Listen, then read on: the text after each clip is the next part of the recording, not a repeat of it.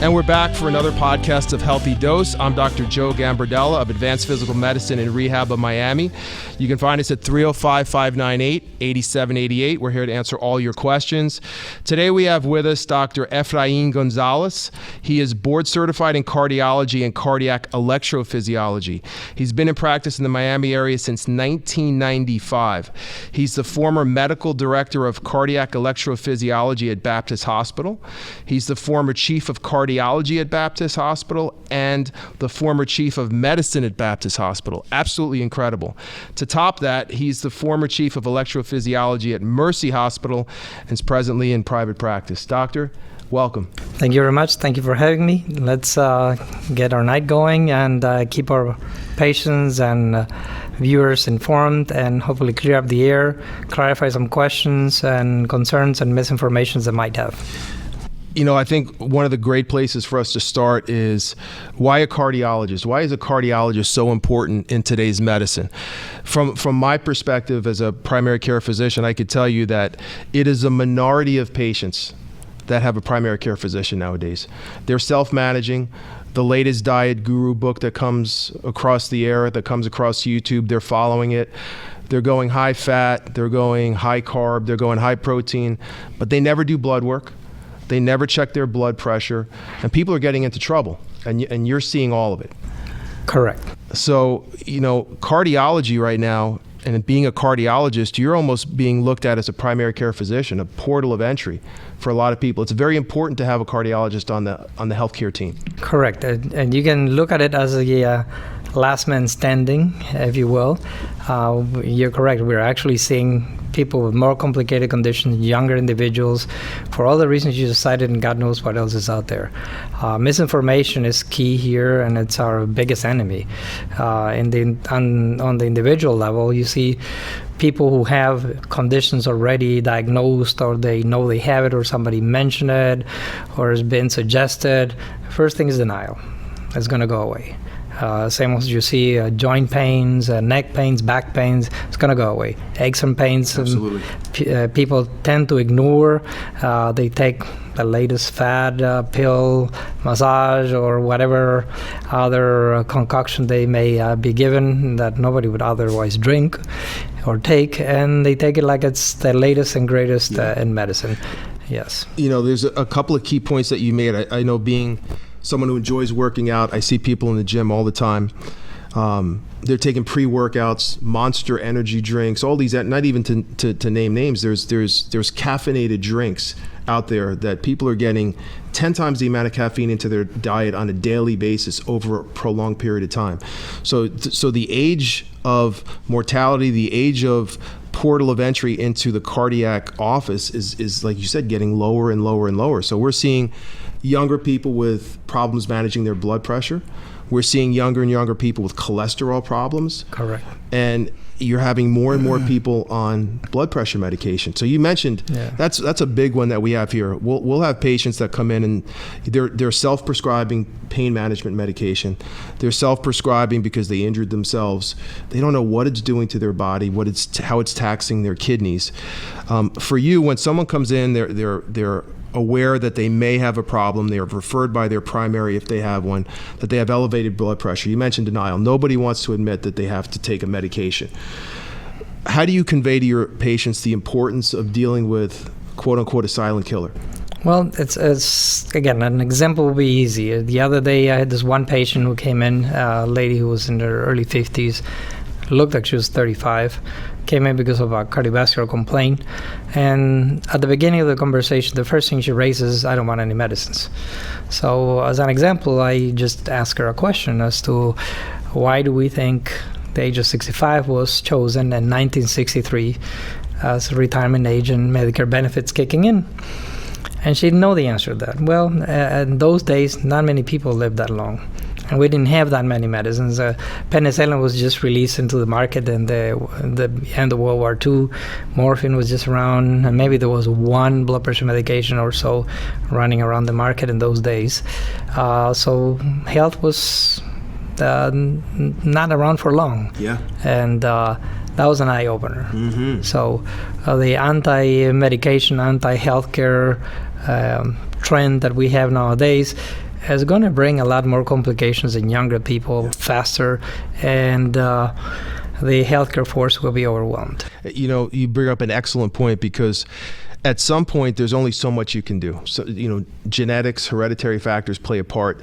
You can have the best diet, you could be following a plant-based diet, but you could still have severe risk factors that appear on blood work, and it's a prideful thing for people that it's out of their control, but it is important to manage it. You know, one of the biggest things that we have is people pulling themselves off of these medications and then not following up. So if we ever get, and I can't tell you how many times I hear it, my doctor doesn't follow up with me. We take blood pressure here, it's elevated, but I'm taking medication. Are you taking it regularly? I didn't take it today. Right. When was the last time you had the prescription filled? Months ago. You know, sometimes they fill prescriptions for 3 months at a time, but usually it's month to month. Right. The insurance companies go.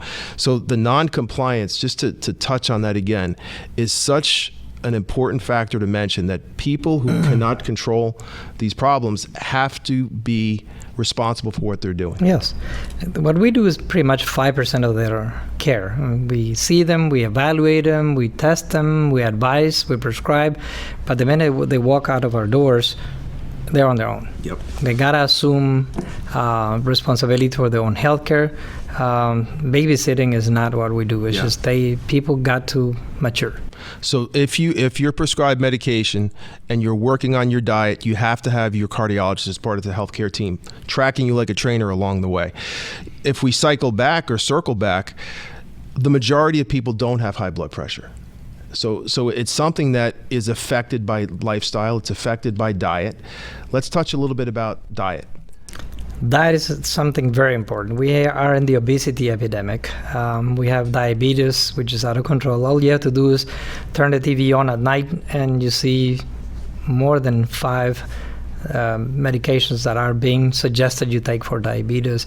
It'll diminish this event, diminish this event, cardiovascular this, and so forth. It's big business nowadays, and it's all because we don't eat right. Yeah, and you know, it's the supermarket mentality that it's the keto diet, it's the paleo diet. Plant-based is coming into like you mentioned before, everything is cyclical. So these are not necessarily new trends, but things that come around over and over and over again. But dietary management is important. Exercise is very important. I read a study that they said that 10-minute walks a day were more effective at managing insulin resistance than taking metformin. Correct. It's absolutely incredible. Yeah. One of the things that we need to not forget is that we monitor blood sugar with all the medications we're prescribing, but there's other derangements diabetes brings, and lipid metabolism is totally deranged.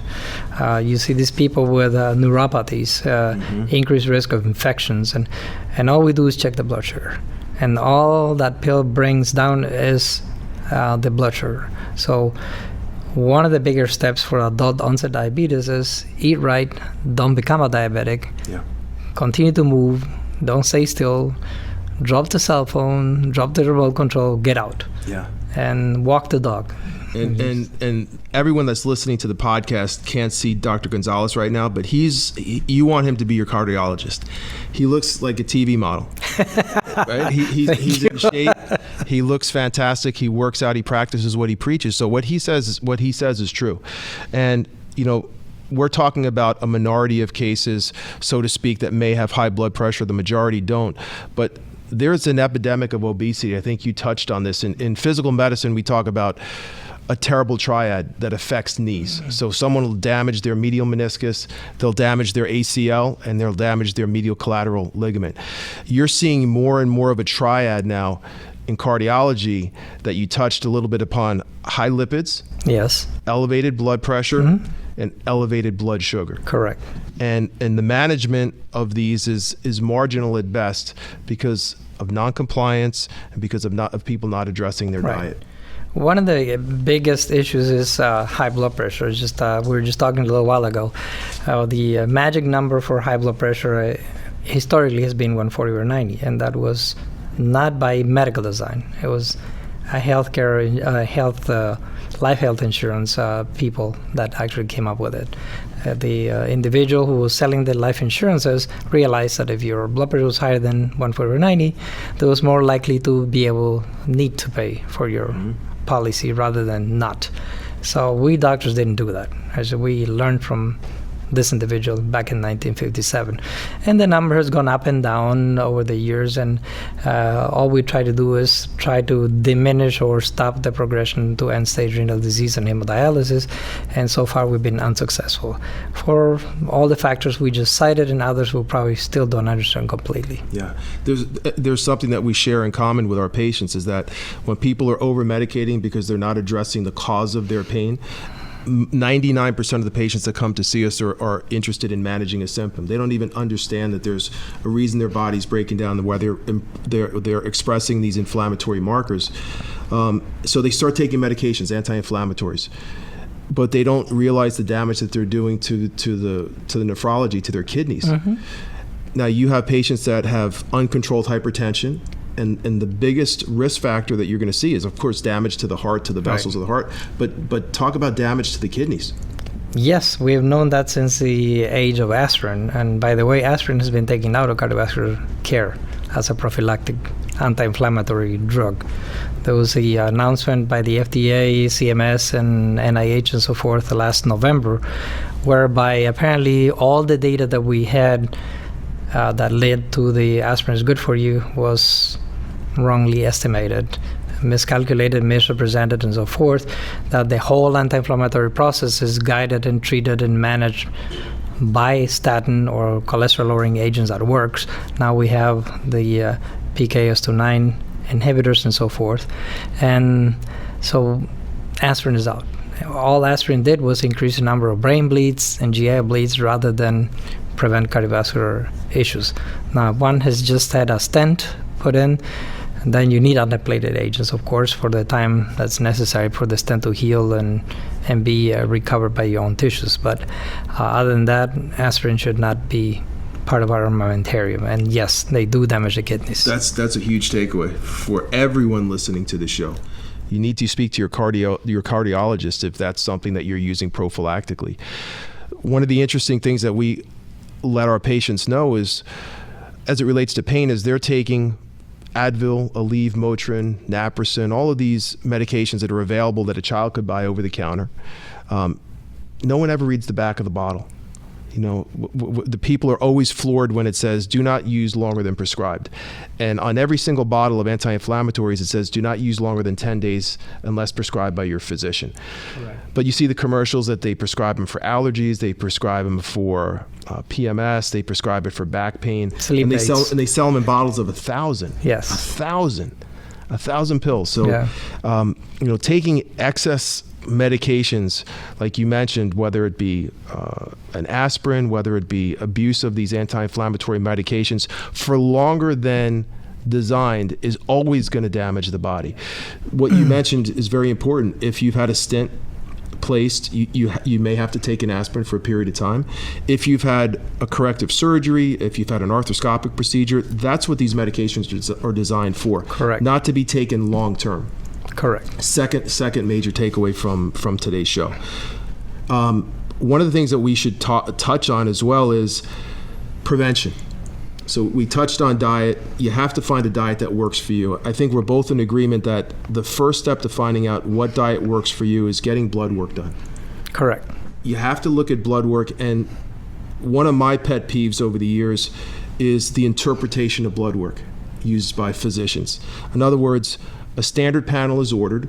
In a standard panel, the markers that we find most important in controlling inflammation of the heart, inflammation of the body, are not part of a standard panel. Testosterone, free testosterone, growth hormone, prolactin, vitamin D is now becoming more accepted. But you can get a blood panel done that has a complete blood count, a metabolic panel, a lipid panel, and that's it for most doctors. That's what they test for. Correct. I think the trend is going to change at some point. People will have to personalize care. Patients have to demand better from their doctors. Doctors have to step up to the plate. We all have to.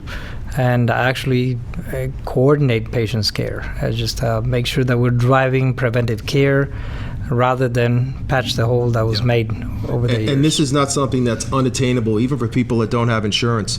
For $200, you can get full blood work done at our office that tests for testosterone, PSA, free testosterone, growth hormone, all of the markers that control inflammation. And once you know what your panel markers are, you're going to find a diet that works specifically for you. If you want to lose 10, 20, 30, 40, 50 pounds safely and effectively, you could do it if you know which diet to follow. Correct. If we know what your inflammatory markers are, so this is a segue into a topic that you and I have a lot of passion for. There is a term out there called hormonal phobia. Correct. We deal with this in the field of regenerative medicine and stem cells, where there's no, it's like talking about race, religion, and politics. Mm-hmm. There's no gray area. You have very, very strong views on either side of the aisle. In my opinion, in the clinical research with stem cells, it's not that we think they work, we know they work. So people that say they don't work, they don't have enough information to say that, because we know that we'd only live a day or two without them. They're involved in every healing process in our body. It's the same thing with hormones. This hormonal phobia. We'll touch a little bit on this right after the break. We're going to talk about how hormones got a bad name, why years ago they were prescribed safely and effectively and controlled the incidence and adverse risk of heart disease. But we'll find out how they got a bad name and what we're doing about it today, right after this.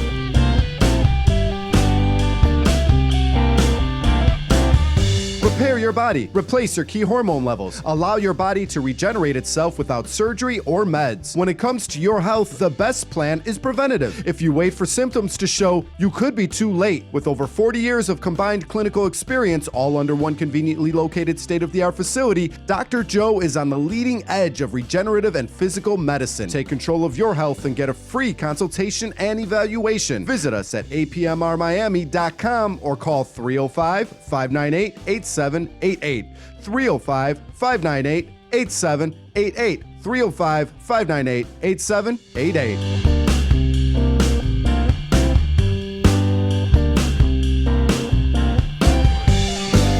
And we're back with Dr. Efrain Gonzalez, and we're speaking about the role of hormones and cardiovascular health. Doc, right before the break, we spoke about the term hormonal phobia. And this is a media-driven term. There's the mob mentality that exists today. It existed yesterday. But one of the things that we need to let the audience know is that there is a lot of information supporting the use of balancing and elevating testosterone levels and improving cardiac health. Dr. Abraham Morgenthaler, who's the Associate Clinical Professor of Urology at Harvard Medical School, is one of the preeminent researchers in the country that talks about this data. And the bad name for hormones came about in about 2013. Correct.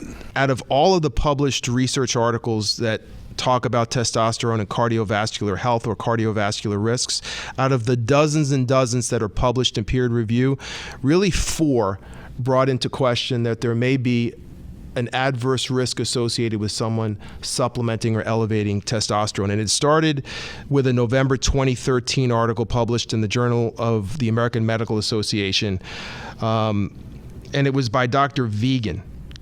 And what that study showed, or supportedly showed, was that the incidence of cardiovascular risk factors, namely heart disease or myocardial infarction, stroke, and even death, increased within a population of patients that elevated or took testosterone who already had cardiovascular risk factors. They also said that men who had low testosterone in this group that did not take testosterone suffered far less adverse effects. Correct. That's exactly what they cited. However, as you're going to mention in a few minutes, data were not correctly represented. In fact, what they initially published was that the risk of heart attack, stroke, and even death of those who took testosterone was 25% in the group as far as 3 years out. The group that did not take it, as initially reported, was 19.9%. So lower is always better when you're talking about statistics. What they further studied or analyzed, specifically Dr. Morgenthaler and his group, was that the authors that published this study used statistical methodology that was not widely known at the time, not extensively studied, or validated. Correct. And what they found out was that in actuality, the men in the group who had an adverse event counted as more than one in the study. And men who did not have an adverse effect when they took testosterone counted as less than one. They further turned out that in actuality, the percentage of individuals who had an adverse reaction when taking testosterone was lower than the group that did not take testosterone. Correct. Also interesting is the distribution of patients. So to sum it up, the group of patients that took testosterone that had cardiovascular weakness was 10%. The group who had cardiovascular episodes that did not take testosterone had adverse risks of heart disease, of stroke, death, and stroke of 21.2%. So it actually doubled. All of that Correct. statistical analysis says that those who did not take testosterone had poorer outcomes than those who did. And that's represented in the heart failure population as well. So it's something, in fact, well known. It's sad that these people misrepresented data that could have been useful. And of course, there's been numerous medical organizations that have petitioned JAMA, the Journal of the American Medical Association, to retract or at least publish the correct data.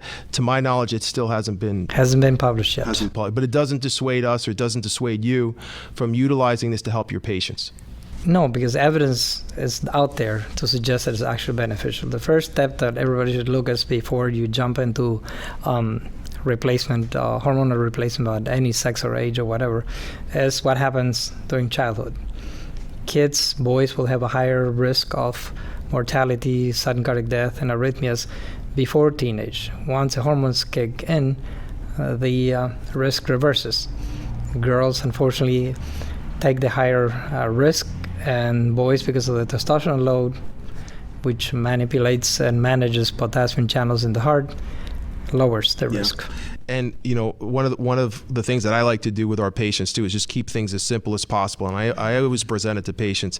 How many 18 to 25 year olds do you know that are running around with high blood pressure, hyperlipidemia, and and high blood pressure or morbid obesity? Or more, it's very, very low. Very low. So what happens at 18 to 25? Hormone levels are the highest. Testosterone is surging. People want to run through walls. They feel great, but what happens to the average 40, 50, 60-year-old?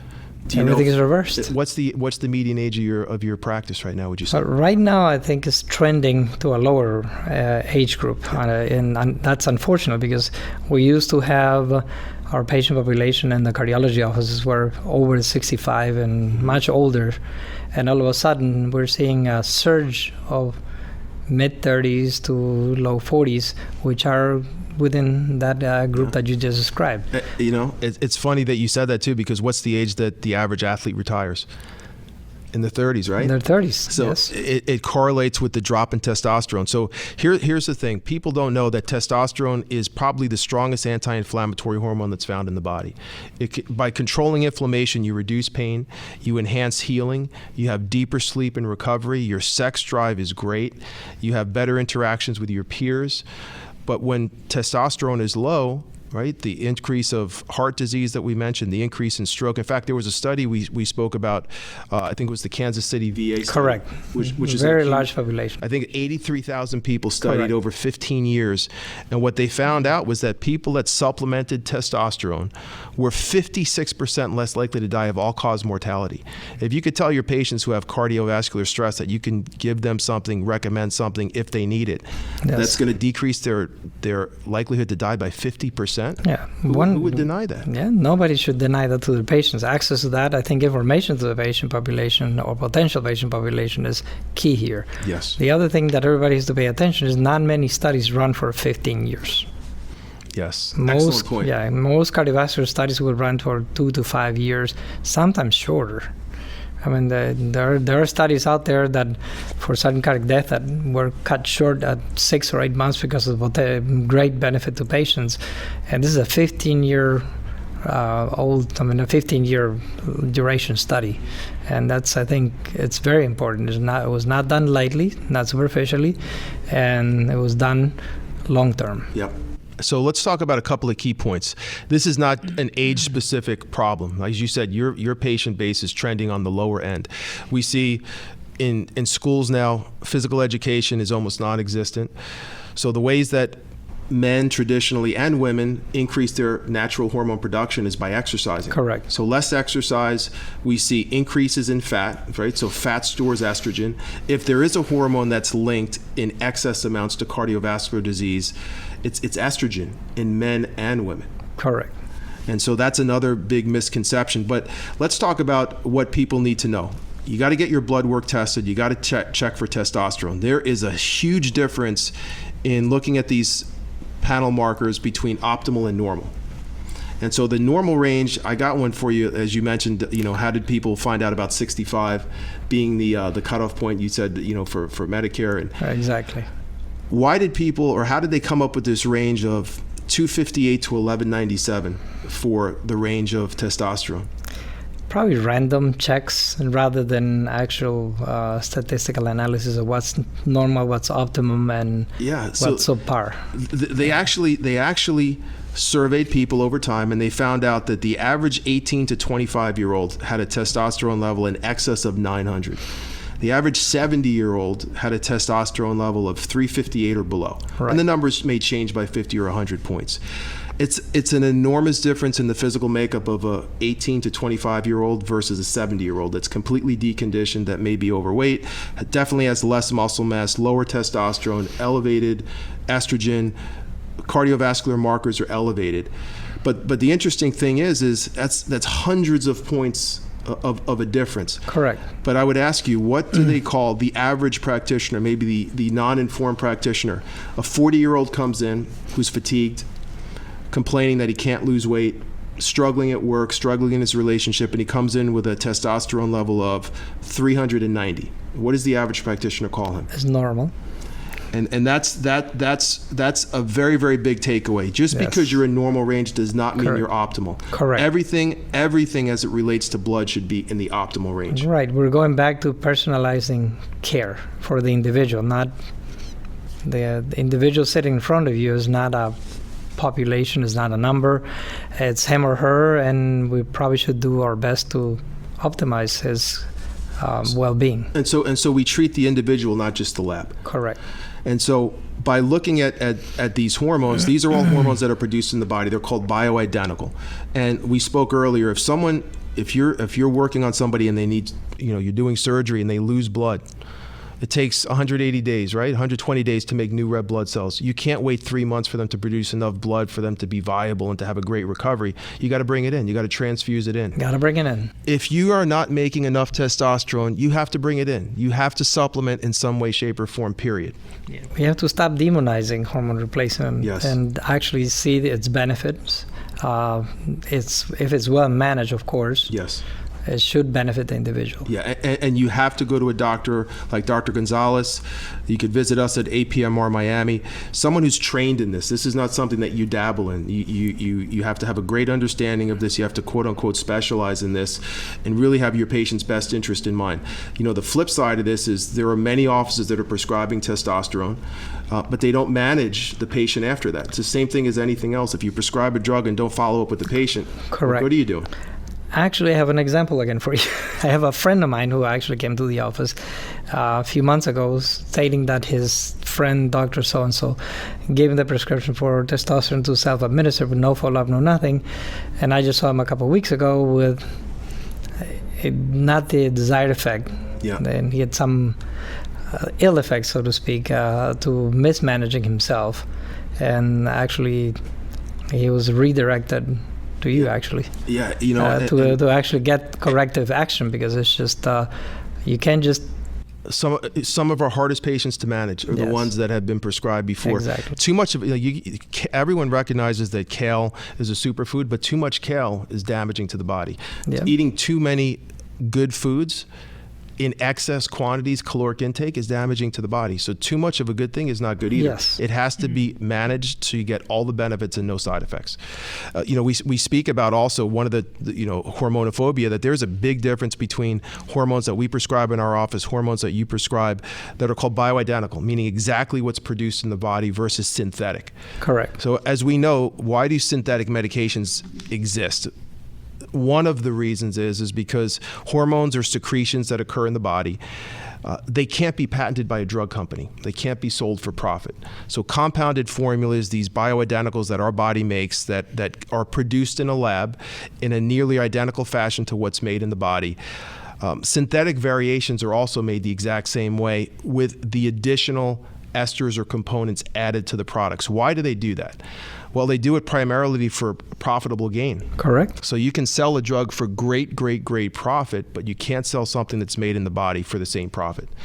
So further studies show that adverse effects occur with synthetic medications, even if you're talking about females, Premarin, Provera, tons and tons of studies show adverse effects of taking synthetic estrogen and progesterone versus taking bioidentical. I know that's a hot topic for you about managing females as well. Yes, that's something that everybody should actually pay attention to, especially the ladies or husbands and brothers and sisters and whatnot.